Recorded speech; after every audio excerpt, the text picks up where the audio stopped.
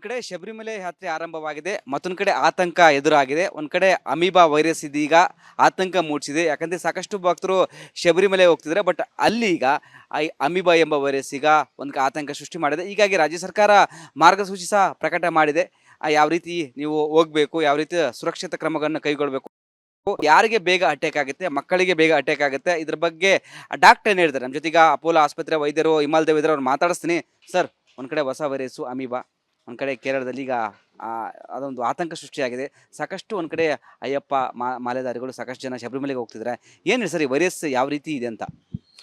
ಈ ವೈರಸ್ಗೆ brain eating virus ಅವ್ರ brain eating amoeba ಅಂತ ಹೇಳ್ತಾರೆ. ಅಂದರೆ ಮೆದುಳು ತಿನ್ನುವ, ಬಟ್ ಅದು ಹೆಸರು ಥರ ಮೆದುಳನ್ನ ಅದೇನು ತಿನ್ನೋ ಥರದಲ್ಲ, ಅದು ಅಟ್ಯಾಕ್ ಮಾಡೋದು ಬ್ರೈನಿಗೆ. ಅದಕ್ಕೆ ಅಮೀಬಿಕ್ ಮೆನಿಂಜೋ ಎನ್ಕೆಫಲೈಟಿಸ್ ಅಂತ ಹೇಳ್ತಾರೆ. ಇದನ್ನು ಮಾಡೋದು ಒಂದು ಆರ್ಗ್ಯಾನಿಸಮ್ ಅಂದರೆ ನೀಗ್ಲೇರಿಯಾ ಫೌಲೇರಿ ಅಂತ. ಇದನ್ನು ಇತ್ತೀಚೆಗೆ ಬಂದಿದ್ದಲ್ಲ, ಇದು ಮುಂಚೆಯಿಂದನೂ ಇದೆ ಇದು.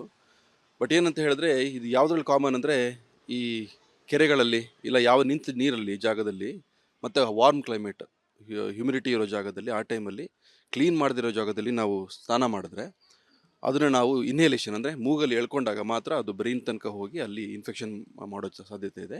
ಇದು ಕೇರಳದ ತಿರುವನಂತಪುರಂ ಆ ಜಾಗದಲ್ಲಿ ಜಾಸ್ತಿ ಕಂಡು ಬಂತು. ಇನ್ನು ಕೆಲವು ಭಾಗದಲ್ಲೂ ಸಹಿತ ಇದು ಕಂಡು ಬಂದಿದೆ.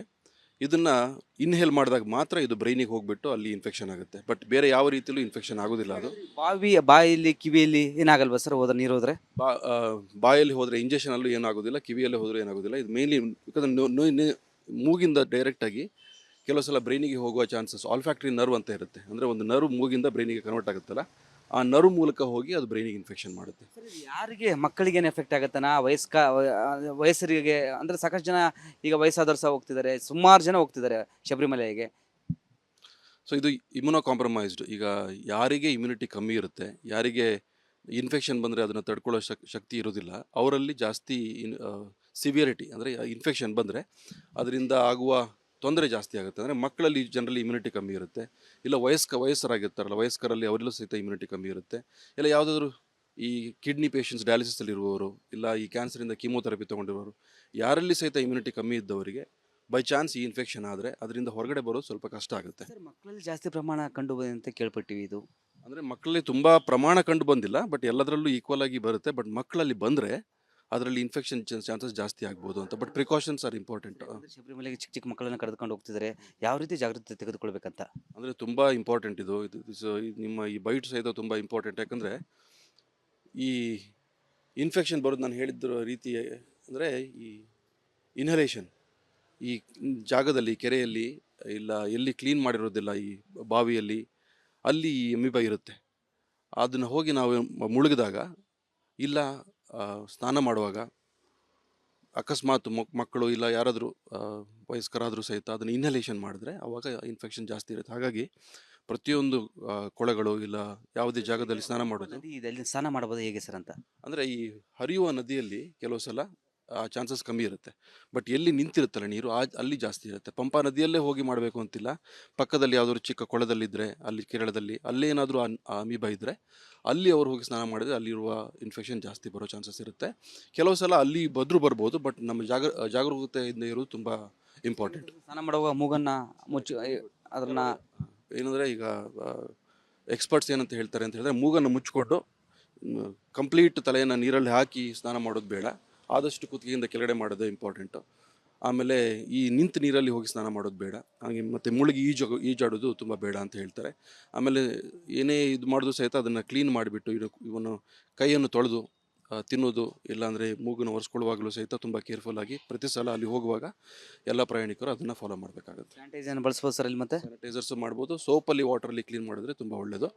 ಆಮೇಲೆ ಕುಡಿಯುವ ನೀರು ಸಹಿತ ಎಲ್ಲದನ್ನು ಬಾಯ್ಲ್ ಮಾಡ್ಕೊಂಡು ಕುಡಿಯೋದು ಒಳ್ಳೆಯದು. ಕೆಲವು ಸಲ ಮೂಗಲ್ಲಿ ಹೋಗುವ ಚಾನ್ಸಸ್ ಇರುತ್ತೆ, ಅದನ್ನು ಸಹಿತ ಕೇರ್ಫುಲ್ಲಾಗಿ ನೋಡ್ಕೊಳ್ಬೇಕಾಗುತ್ತೆ. ಆ ಒಂದು ಪ್ರದೇಶದಲ್ಲಿ ಹೋಗುವಾಗ ಶಬರಿಮಲೆ ಸಾಕಷ್ಟು ಜನ ಹೋಗ್ತಿದ್ದಾರೆ ಭಕ್ತಾದಿಗಳು. ಒಂದು ಕಡೆ ಮಿನರಲ್ ವಾಟರು, ಆ ನೀರನ್ನು ಬಳಸಿ ಜಾಗೃತರಾಗಿರಿ ಅಂತ ಹೇಳ್ತಾರೆ ಸರ್. ತುಂಬ ಇಂಪಾರ್ಟೆಂಟ್. ಮೋಸ್ಟ್ ಇಂಪಾರ್ಟೆಂಟ್ ಅಂತ ಹೇಳಿದ್ರೆ ಸ್ನಾನ ಮಾಡುವಾಗ, ಯಾಕಂದರೆ ದೇವಸ್ಥಾನಕ್ಕೆ ಹೋಗುವಾಗ ಸ್ನಾನ ಮಾಡೋದು ಒಂದು ಪರಿಕ್ರಮ ಇದ್ದೇ ಇರುತ್ತೆ. ಮೂಗನ್ನು ಮುಚ್ಕೊಂಡು ಆದಷ್ಟು ನೀರಿನ ಒಳಗೆ ಹೋಗ್ದಂಗೆ ಅದನ್ನು ಪ್ರಿವೆಂಟ್ ಮಾಡಿಕೊಂಡ್ರೆ, ಪ್ರಿವೆನ್ಷನ್ ಇಸ್ ಬೆಟರ್ ಆಲ್ವೇಸ್. ಯಾಕಂತ ಹೇಳಿದ್ರೆ ಅದು ಒಂದ್ಸಲ ಇನ್ಫೆಕ್ಷನ್ ಬಂದುಬಿಟ್ರೆ, ಪ್ರಾಬ್ಲಮ್ ಇನ್ಫೆಕ್ಷನ್ ಅಂತ ಹೇಳಿದ್ರೆ ತುಂಬ ಗಾಬರಿ ಪಡೋದೇನು ಬೇಡ. ಅಂದರೆ ಎಲ್ಲರಲ್ಲೂ ಬರುತ್ತೆ ಅಂತ ಹೇಳಿಕ್ಕಾಗೋದಿಲ್ಲ, ಪ್ರಮಾಣ ಸಹಿತ ಕಮ್ಮಿ ಇದೆ. ಬಟ್ ಬಂದರೆ ಆ ಇನ್ಫೆಕ್ಷನ್ಗೆ ಟ್ರೀಟ್ಮೆಂಟ್ ಸ್ವಲ್ಪ ಕಷ್ಟ. ಅದು ಟ್ರೀಟ್ಮೆಂಟ್ ಇದೆ, ಇಲ್ವಾ ಸರ್ ಇದೇನಾ? ಟ್ರೀಟ್ಮೆಂಟ್ ಇದೆ. ಆ ಟ್ರೀಟ್ಮೆಂಟ್ಗೆ ಸ್ಪಂದಿಸೋದು ಎಷ್ಟು ಬೇಗ ಅದು ಪೇಷಂಟ್ ಬಂದು ಅವ್ರು ಟ್ರೀಟ್ಮೆಂಟ್ ಶುರು ಮಾಡ್ತಾರೆ ಅಷ್ಟು ಬೇಗ ಅಮೀಬಾನ ಅದನ್ನು ನಾವು ಇದು ಮಾಡ್ಬೋದು. ಯಾಕಂದ್ರೆ ಸರ್ ಈಗ ರಾಜ್ಯ ಸರ್ಕಾರ ಮತ್ತು ಆರೋಗ್ಯ ಇಲಾಖೆ ಮಾರ್ಗಸೂಚಿ ಪ್ರಕಟಣೆ ಮಾಡಿದೆ, ಕೆಲವೊಂದು ಅಂಶಗಳನ್ನು ಸಹ ತಿಳಿಸಿದ್ದಾರೆ. ಟ್ರೀಟ್ಮೆಂಟ್ ಇದೆ ಅದಕ್ಕೆ ಆಂಫೋಟ್ರಿಸಿನ್ ಬಿ ಅಂತ ಹೇಳಿ ಆ್ಯಂಟಿಫಂಗಲ್ಲು ಅದನ್ನೆಲ್ಲ ಕೊಡ್ತಾರೆ. ಅದ್ರ ಜೊತೆ ಬೇರೆ ಅದರ ಆ್ಯಂಟಿಬಯೋಟಿಕ್ಸು ಮತ್ತು ಮಿಲ್ಟೆಫಾಸಿನ್ ಅಂತ ಹೇಳಿ ಒಂದು ಆಂಟಿ ಫಂಗಲ್ ಸಹಿತ ಕೊಡ್ತಾರೆ. ಅದರಿಂದ ತುಂಬ ಜನ ಇಂಪ್ರೂವ್ ಆಗ್ತಾರೆ. ಬಟ್ ಕೆಲವರಲ್ಲಿ ಈ ಇಮ್ಯುನೋ ಕಾಂಪ್ರಮೈಸ್ ಮಕ್ಕಳಲ್ಲಿ ಇಲ್ಲ ಹೇಳಿ ವಯಸ್ಕರಲ್ಲಿದ್ದರೆ ಇಂಪ್ರೂವ್ಮೆಂಟ್ ತುಂಬ ಫಾಸ್ಟಾಗಿ ಡ್ಯೂಟೇಷನ್ ಆಗಿ ಡೆತ್ ಆಗೋ ಚಾನ್ಸಸ್ ಇರುತ್ತೆ. ಸರಿ, ಕೊನೆಯದಾಗಿ ಸರ್ ಸಾಕಷ್ಟು ಜನ ಮಕ್ಕಳು ಹೋಗ್ತಿದ್ದಾರೆ, ಕರ್ಕೊಂಡು ಹೋಗ್ತಿದ್ದಾರೆ ಪೋಷಕರು, ಮತ್ತು ಏನು ಹೇಳ್ತಾರೆ ಸರ್ ಅವರಿಗೆ ಅಂತ? ಮೋಸ್ಟ್ ಇಂಪಾರ್ಟೆಂಟ್ ಅಂತ ಹೇಳಿದ್ರೆ ಅವಶ್ಯಕತೆ ಇದ್ದರೆ ಮಾತ್ರ ಅಲ್ಲಿಗೆ ಹೋಗಬೇಕು. ಆದಷ್ಟು ಈ ಇಮ್ಯುನಿಟಿ ಕಮ್ಮಿ ಇರೋರನ್ನ ಅಲ್ಲಿ ಕರ್ಕೊಂಡು ಹೋಗ್ಬಿಡಿ. ಆ ಜನಸಂದಣಿಯಲ್ಲಿ ರಿಸ್ಕ್ ಫ್ಯಾಕ್ಟ್ರಿ ಇರೋದ್ರಲ್ಲಿ ತುಂಬ ಕಷ್ಟ ಆಗುತ್ತೆ. ಆ ಇನ್ಫೆಕ್ಷನ್ ಕಂಡು ಬಂದರೆ ಕೆಲವು ಸಲ infection symptoms are very very important. ಅದನ್ನು ಹೇಳಬೇಕು. ಜ್ವರ ಬರುತ್ತೆ, ಹೆಡ್ಏಕ್ ಬರುತ್ತೆ, ಅಂದರೆ ತಲೆನೋವು, ಇಲ್ಲ ವಾಮಿಟಿಂಗ್ ಬರುತ್ತೆ. ಕೆಲವು ಸಲ ಈ ಕುತ್ತಿಗೆ ಹಿಂಭಾಗದಲ್ಲಿ ಸ್ವಲ್ಪ ಗಟ್ಟಿ ಆಗೋದು, ನೆಕ್ ಸ್ಟಿಫ್ನೆಸ್ ಅಂತ ಹೇಳ್ತಾರೆ, ಅದಾಗ್ಬೋದು. ಇಲ್ಲ ಕನ್ಫ್ಯೂಷನ್, ಬೇರೆ ರೀತಿ ಮಾತಾಡೋದು, ಆಲ್ಟರ್ಡ್ ಸೆನ್ಸೋರಿಯಮ್ ಅಂತ ಹೇಳ್ತಾರೆ, ಬೇರೆ ರೀತಿ ಏನೋ ವಿಚಿತ್ರವಾಗಿ ಮಾತಾಡೋದು, ಇಲ್ಲ ಮಂಕ್ ಆಗೋದು, ಅದೆಲ್ಲ ಆಗುತ್ತೆ. ಆಗ್ಬೋದು ಸರ್ ಅದು. ಹೌದು, ಅಂದರೆ ಅದು ಕೆಲವು ದಿವಸದಲ್ಲೇ ಶುರುವಾಗುತ್ತೆ. ಒಂದು ಸಲ ಜ್ವರ ಬಂದು ನೆಕ್ಸ್ಟು ತಲೆನೋವು ಬಂದು ನೆಕ್ಸ್ಟು ಬೇರೆ ರೀತಿ ಮಾತಾಡೋದು, ಇಲ್ಲ ಮಂಕ್ ಆಗೋದಿರುತ್ತೆ. ಕೆಲವು ಸಲ ಫಿಟ್ಸ್ ಸಹಿತ ಬರ್ಬೋದು. ಇದೆಲ್ಲ ಬಂದರೆ ಡೆಫಿನೆಟ್ಲಿ ಇದಕ್ಕೆ ಮೆನಿಂಜೈಟಿಸ್ ಅಂತ ಹೇಳ್ತಾರೆ, ಮೆದುಳು ಜ್ವರ.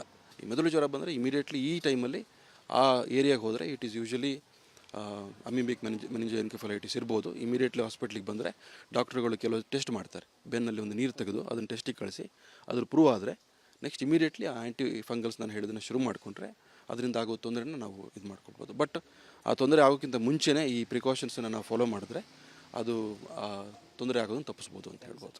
ಇದಿಷ್ಟು ಅಪೋಲೋ ಆಸ್ಪತ್ರೆ ವೈದ್ಯಾಧಿಕಾರಿ ಹಿಮಾಲ್ ದೇವರ ಮಾತಾಗಿತ್ತು. ಕ್ಯಾಮ್ರಾ ಪರ್ಸನ್ ದೀಪಕ್ ಜೊತೆ ವೀರೇಶ್, ರಿಪಬ್ಲಿಕ್ ಕನ್ನಡ, ಬೆಂಗಳೂರು. ಒಂದು ಕಡೆ ಶಬರಿಮಲೆ ಯಾತ್ರೆ ಆರಂಭವಾಗಿದೆ, ಮತ್ತೊಂದು ಕಡೆ ಆತಂಕ ಎದುರಾಗಿದೆ. ಒಂದು ಕಡೆ ಅಮೀಬಾ ವೈರಸ್ ಇದೀಗ ಆತಂಕ ಮೂಡಿಸಿದೆ. ಯಾಕಂದರೆ ಸಾಕಷ್ಟು ಭಕ್ತರು ಶಬರಿಮಲೆ ಹೋಗ್ತಿದ್ದಾರೆ, ಬಟ್ ಅಲ್ಲಿ ಈಗ ಅಮೀಬಾ ಎಂಬ ವೈರಸ್ ಈಗ ಒಂದು ಆತಂಕ ಸೃಷ್ಟಿ ಮಾಡಿದೆ. ಹೀಗಾಗಿ ರಾಜ್ಯ ಸರ್ಕಾರ ಮಾರ್ಗಸೂಚಿ ಸಹ ಪ್ರಕಟ ಮಾಡಿದೆ.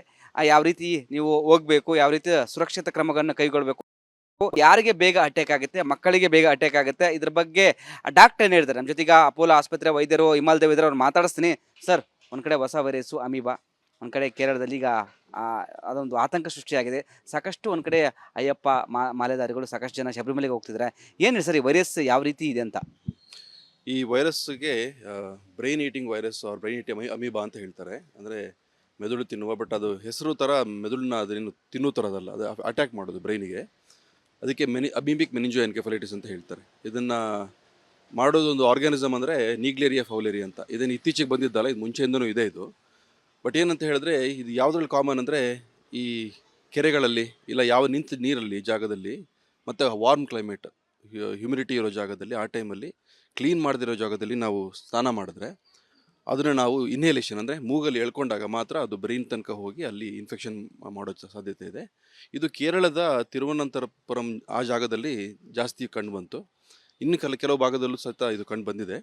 ಇದನ್ನು ಇನ್ಹೇಲ್ ಮಾಡಿದಾಗ ಮಾತ್ರ ಇದು ಬ್ರೈನಿಗೆ ಹೋಗಿಬಿಟ್ಟು ಅಲ್ಲಿ ಇನ್ಫೆಕ್ಷನ್ ಆಗುತ್ತೆ. ಬಟ್ ಬೇರೆ ಯಾವ ರೀತಿಯಲ್ಲೂ ಇನ್ಫೆಕ್ಷನ್ ಆಗೋದಿಲ್ಲ. ಅದು ಬಾಯಲ್ಲಿ ಕಿವಿಯಲ್ಲಿ ಏನಾಗಲ್ವಾ ಸರ್ ಹೋದ್ರೆ, ನೀರು ಹೋದ್ರೆ?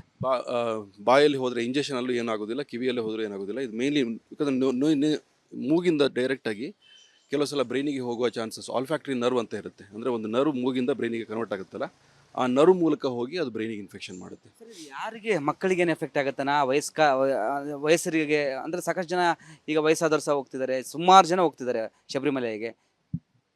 ಸೊ ಇದು ಇಮ್ಯುನೋ ಕಾಂಪ್ರಮೈಸ್ಡ್. ಈಗ ಯಾರಿಗೆ ಇಮ್ಯುನಿಟಿ ಕಮ್ಮಿ ಇರುತ್ತೆ, ಯಾರಿಗೆ ಇನ್ಫೆಕ್ಷನ್ ಬಂದರೆ ಅದನ್ನು ತಡ್ಕೊಳ್ಳೋ ಶಕ್ತಿ ಇರೋದಿಲ್ಲ, ಅವರಲ್ಲಿ ಜಾಸ್ತಿ ಸಿವಿಯರಿಟಿ ಅಂದರೆ ಇನ್ಫೆಕ್ಷನ್ ಬಂದರೆ ಅದರಿಂದ ಆಗುವ ತೊಂದರೆ ಜಾಸ್ತಿ ಆಗುತ್ತೆ. ಅಂದರೆ ಮಕ್ಕಳಲ್ಲಿ ಜನರಲಿ ಇಮ್ಯುನಿಟಿ ಕಮ್ಮಿ ಇರುತ್ತೆ, ಇಲ್ಲ ವಯಸ್ಸರಾಗಿರ್ತಾರಲ್ಲ ವಯಸ್ಕರಲ್ಲಿ ಅವರೆಲ್ಲೂ ಸಹಿತ ಇಮ್ಯುನಿಟಿ ಕಮ್ಮಿ ಇರುತ್ತೆ.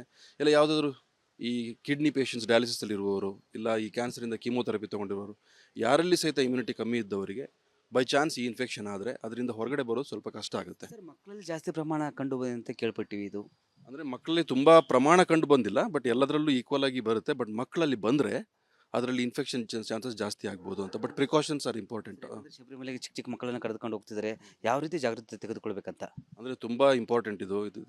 ನಿಮ್ಮ ಈ ಬೈಟ್ ಸಹಿತ ತುಂಬ ಇಂಪಾರ್ಟೆಂಟ್. ಯಾಕಂದರೆ ಈ ಇನ್ಫೆಕ್ಷನ್ ಬರೋದು ನಾನು ಹೇಳಿದ್ದ ರೀತಿ ಅಂದರೆ ಈ ಇನ್ಹಲೇಷನ್, ಈ ಜಾಗದಲ್ಲಿ ಕೆರೆಯಲ್ಲಿ ಇಲ್ಲ ಎಲ್ಲಿ ಕ್ಲೀನ್ ಮಾಡಿರೋದಿಲ್ಲ ಈ ಬಾವಿಯಲ್ಲಿ, ಅಲ್ಲಿ ಈ ಅಮೀಬಾ ಇರುತ್ತೆ.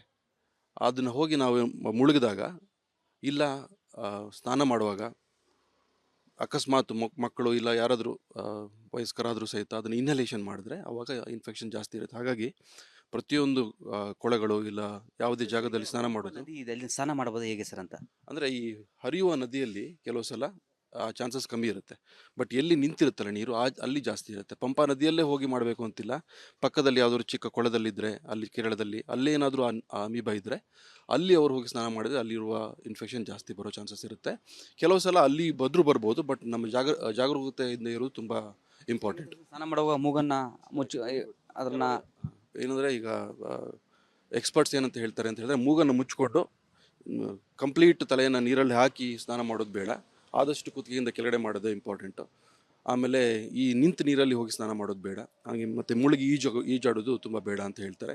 ಆಮೇಲೆ ಏನೇ ಇದು ಮಾಡೋದು ಸಹಿತ ಅದನ್ನು ಕ್ಲೀನ್ ಮಾಡಿಬಿಟ್ಟು ಇವನು ಕೈಯನ್ನು ತೊಳೆದು ತಿನ್ನೋದು, ಇಲ್ಲಾಂದರೆ ಮೂಗನ್ನು ಒರೆಸ್ಕೊಳ್ಳುವಾಗಲೂ ಸಹಿತ ತುಂಬ ಕೇರ್ಫುಲ್ಲಾಗಿ ಪ್ರತಿ ಸಲ ಅಲ್ಲಿ ಹೋಗುವಾಗ ಎಲ್ಲ ಪ್ರಯಾಣಿಕರು ಅದನ್ನು ಫಾಲೋ ಮಾಡಬೇಕಾಗುತ್ತೆ. ಸ್ಯಾನಿಟೈಸರ್ನ ಬಳಸ್ಬೋದು ಸರ್ ಅಲ್ಲಿ ಮತ್ತೆ? ಸ್ಯಾನಿಟೈಸರ್ಸು ಮಾಡ್ಬೋದು, ಸೋಪಲ್ಲಿ ವಾಟರಲ್ಲಿ ಕ್ಲೀನ್ ಮಾಡಿದ್ರೆ ತುಂಬ ಒಳ್ಳೆಯದು. ಆಮೇಲೆ ಕುಡಿಯುವ ನೀರು ಸಹಿತ ಎಲ್ಲದನ್ನು ಬಾಯ್ಲ್ ಮಾಡ್ಕೊಂಡು ಕುಡಿಯೋದು ಒಳ್ಳೆಯದು. ಕೆಲವು ಸಲ ಮೂಗಲ್ಲಿ ಹೋಗುವ ಚಾನ್ಸಸ್ ಇರುತ್ತೆ, ಅದನ್ನು ಸಹಿತ ಕೇರ್ಫುಲ್ಲಾಗಿ ನೋಡ್ಕೊಳ್ಬೇಕಾಗುತ್ತೆ. ಆ ಒಂದು ಪ್ರದೇಶದಲ್ಲಿ ಹೋಗುವಾಗ ಶಬರಿಮಲೆ ಸಾಕಷ್ಟು ಜನ ಹೋಗ್ತಿದ್ದಾರೆ ಭಕ್ತಾದಿಗಳು. ಒಂದು ಕಡೆ ಮಿನರಲ್ ವಾಟರು ಆ ನೀರನ್ನು ಬಳಸಿ ಜಾಗೃತರಾಗಿರಿ ಅಂತ ಹೇಳ್ತಾರೆ ಸರ್. ಹಾಗಾದ್ರೆ ತುಂಬ ಇಂಪಾರ್ಟೆಂಟ್. ಮೋಸ್ಟ್ ಇಂಪಾರ್ಟೆಂಟ್ ಅಂತ ಹೇಳಿದ್ರೆ ಸ್ನಾನ ಮಾಡುವಾಗ, ಯಾಕಂದರೆ ದೇವಸ್ಥಾನಕ್ಕೆ ಹೋಗುವಾಗ ಸ್ನಾನ ಮಾಡೋದು ಒಂದು ಪರಿಕ್ರಮ ಇದ್ದೇ ಇರುತ್ತೆ.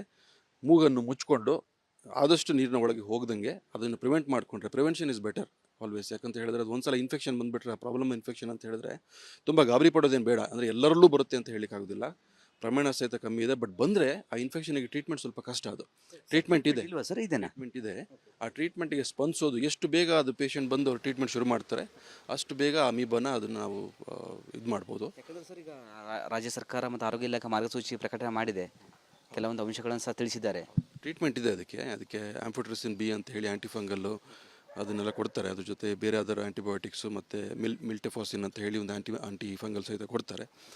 ಅದರಿಂದ ತುಂಬ ಜನ ಇಂಪ್ರೂವ್ ಆಗ್ತಾರೆ. ಬಟ್ ಕೆಲವರಲ್ಲಿ ಈ ಇಮ್ಯುನೋ ಕಾಂಪ್ರಮೈಸ್ ಮಕ್ಕಳಲ್ಲಿ ಇಲ್ಲ ಹೇಳಿ ವಯಸ್ಕರಲ್ಲಿದ್ದರೆ ಇಂಪ್ರೂವ್ಮೆಂಟ್ ತುಂಬ ಫಾಸ್ಟಾಗಿ ಡ್ಯೂಟೇಷನ್ ಆಗಿ ಡೆತ್ ಆಗೋ ಚಾನ್ಸಸ್ ಇರುತ್ತೆ. ಸರಿ, ಕೊನೆಯದಾಗಿ ಸರ್ ಸಾಕಷ್ಟು ಜನ ಮಕ್ಕಳು ಹೋಗ್ತಿದ್ದಾರೆ, ಕರ್ಕೊಂಡು ಹೋಗ್ತಿದ್ದಾರೆ ಪೋಷಕರು, ಮತ್ತು ಏನು ಹೇಳ್ತಾರೆ ಸರ್ ಅವರಿಗೆ ಅಂತ? ಮೋಸ್ಟ್ ಇಂಪಾರ್ಟೆಂಟ್ ಅಂತ ಹೇಳಿದ್ರೆ ಅವಶ್ಯಕತೆ ಇದ್ದರೆ ಮಾತ್ರ ಅಲ್ಲಿಗೆ ಹೋಗಬೇಕು. ಆದಷ್ಟು ಈ ಇಮ್ಯುನಿಟಿ ಕಮ್ಮಿ ಇರೋರನ್ನ ಅಲ್ಲಿ ಕರ್ಕೊಂಡು ಹೋಗ್ಬಿಡಿ. ಆ ಜನಸಂದಣಿಯಲ್ಲಿ ರಿಸ್ಕ್ ಫ್ಯಾಕ್ಟ್ರಿ ಇರೋದ್ರಲ್ಲಿ ತುಂಬ ಕಷ್ಟ ಆಗುತ್ತೆ. ಆ ಇನ್ಫೆಕ್ಷನ್ ಕಂಡು ಬಂದರೆ ಕೆಲವು ಸಲ infection symptoms are very important. ಅದನ್ನು ಹೇಳಬೇಕು. ಜ್ವರ ಬರುತ್ತೆ, ಹೆಡ್ಏಕ್ ಬರುತ್ತೆ, ಅಂದರೆ ತಲೆನೋವು, ಇಲ್ಲ ವಾಮಿಟಿಂಗ್ ಬರುತ್ತೆ. ಕೆಲವು ಸಲ ಈ ಕುತ್ತಿಗೆ ಹಿಂಭಾಗದಲ್ಲಿ ಸ್ವಲ್ಪ ಗಟ್ಟಿ ಆಗೋದು, ನೆಕ್ ಸ್ಟಿಫ್ನೆಸ್ ಅಂತ ಹೇಳ್ತಾರೆ, ಅದಾಗ್ಬೋದು. ಇಲ್ಲ ಕನ್ಫ್ಯೂಷನ್, ಬೇರೆ ರೀತಿ ಮಾತಾಡೋದು, ಆಲ್ಟರ್ಡ್ ಸೆನ್ಸೋರಿಯಮ್ ಅಂತ ಹೇಳ್ತಾರೆ, ಬೇರೆ ರೀತಿ ಏನೋ ವಿಚಿತ್ರವಾಗಿ ಮಾತಾಡೋದು, ಇಲ್ಲ ಮಂಕ್ ಆಗೋದು, ಅದೆಲ್ಲ ಆಗುತ್ತೆ. ಕಾಯಿಲೆ ಆಗ್ಬೋದು ಸರ್ ಅದು. ಹೌದು, ಅಂದರೆ ಅದು ಕೆಲವು ದಿವಸದಲ್ಲೇ ಶುರುವಾಗುತ್ತೆ. ಒಂದು ಸಲ ಜ್ವರ ಬಂದು ನೆಕ್ಸ್ಟು ತಲೆನೋವು ಬಂದು ನೆಕ್ಸ್ಟು ಬೇರೆ ರೀತಿ ಮಾತಾಡೋದು, ಇಲ್ಲ ಮಂಕ್ ಆಗೋದಿರುತ್ತೆ. ಕೆಲವು ಸಲ ಫಿಟ್ಸ್ ಸಹಿತ ಬರ್ಬೋದು. ಇದೆಲ್ಲ ಬಂದರೆ ಡೆಫಿನೆಟ್ಲಿ ಇದಕ್ಕೆ ಮೆನಿಂಜೈಟಿಸ್ ಅಂತ ಹೇಳ್ತಾರೆ, ಮೆದುಳು ಜ್ವರ. ಈ ಮೆದುಳು ಜ್ವರ ಬಂದರೆ ಇಮಿಡಿಯೇಟ್ಲಿ ಈ ಟೈಮಲ್ಲಿ ಆ ಏರಿಯಾಗೆ ಹೋದರೆ ಇಟ್ ಈಸ್ ಯೂಶಲಿ ಅಮೀಬಿಕ್ ಮೆನಿಂಜೋಎನ್ಕೆಫಲೈಟಿಸ್ ಇರ್ಬೋದು. ಇಮಿಡಿಯೇಟ್ಲಿ ಹಾಸ್ಪಿಟ್ಲಿಗೆ ಬಂದರೆ ಡಾಕ್ಟ್ರುಗಳು ಕೆಲವು ಟೆಸ್ಟ್ ಮಾಡ್ತಾರೆ, ಬೆನ್ನಲ್ಲಿ ಒಂದು ನೀರು ತೆಗೆದು ಅದನ್ನು ಟೆಸ್ಟಿಗೆ ಕಳಿಸಿ ಅದ್ರ ಪ್ರೂವ್ ಆದರೆ ನೆಕ್ಸ್ಟ್ ಇಮಿಡಿಯೇಟ್ಲಿ ಆ ಆ್ಯಂಟಿ ಫಂಗಲ್ಸ್ ನಾನು ಹೇಳಿದ್ದನ್ನು ಶುರು ಮಾಡಿಕೊಂಡ್ರೆ ಅದರಿಂದ ಆಗೋ ತೊಂದರೆನ ನಾವು ಇದು ಮಾಡ್ಕೊಳ್ಬೋದು. ಬಟ್ ಆ ತೊಂದರೆ ಆಗೋಕ್ಕಿಂತ ಮುಂಚೆನೇ ಈ ಪ್ರಿಕಾಷನ್ಸನ್ನು ನಾವು ಫಾಲೋ ಮಾಡಿದ್ರೆ ಅದು ತೊಂದರೆ ಆಗೋದನ್ನು ತಪ್ಪಿಸ್ಬೋದು ಅಂತ ಹೇಳ್ಬೋದು. ಇದಿಷ್ಟು ಅಪೋಲೋ ಆಸ್ಪತ್ರೆ ವೈದ್ಯಾಧಿಕಾರಿ ಹಿಮಾಲ್ ದೇವರ ಮಾತಾಗಿತ್ತು. ಕ್ಯಾಮ್ರಾ ಪರ್ಸನ್ ದೀಪಕ್ ಜೊತೆ ವೀರೇಶ್, ರಿಪಬ್ಲಿಕ್ ಕನ್ನಡ, ಬೆಂಗಳೂರು.